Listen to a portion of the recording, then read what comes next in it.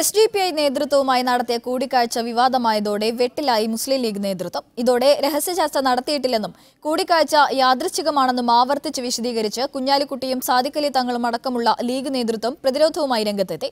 കൂടിക്കാഴ്ചയിൽ തെറ്റില്ലെന്ന നിലപാട് സ്വീകരിക്കുന്ന SDPI തെരഞ്ഞെടുപ്പ് ചർച്ച ചെയ്തതായി വ്യക്തമാക്കി.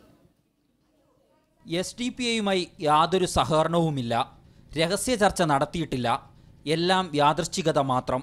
ഇതാണ് ലീഗ് നേതാക്കളുടെ നിലപാട്. അതൊരു പൊതുസ്ഥലമല്ലേ, TB അല്ലേ, ഗസ്റ്റ് ഹൗസ് അല്ലേ, ഗസ്റ്റ് ഹൗസിലാണ് രഹസ്യ ചർച്ച നടത്തുക. അതായത് ഗസ്റ്റ് ഹൗസിൽ ഭക്ഷണം കഴിക്കാൻ കയറിയതാണ് അദ്ദേഹം. ആ സമയത്ത്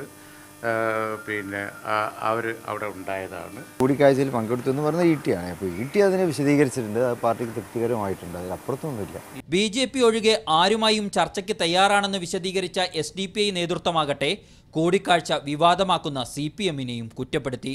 സത്യത്തിൽ CPM-ന്റെ വർഗീയ മുഖം, അവരുടെ ഒരു മതേതര വിരുദ്ധ മുഖമാണ് ഇവിടെ കാണുന്നത്.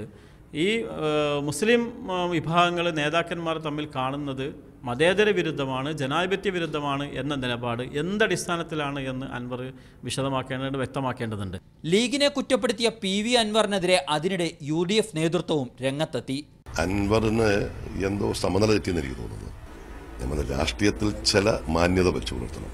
ഒരു തീവ്രവാദി നേതാവിന് മുമ്പിലും കുമ്പിട്ട് ജയിക്കേണ്ട ഗതികേട് മുസ്ലിം ലീഗിനില്ലെന്ന് വിശദീകരിച്ചുകൊണ്ട് യൂത്ത് ലീഗ് നേതാവ് നജീബ് കാന്തപുരം ഫേസ്ബുക്കിലിട്ട കുറിപ്പും ലീഗ് അണികൾക്കിടയിൽ ചർച്ചയായി കഴിഞ്ഞു. വിവിധ ബ്യൂറോകൾക്കൊപ്പം മീഡിയ 1 കോഴിക്കോട്.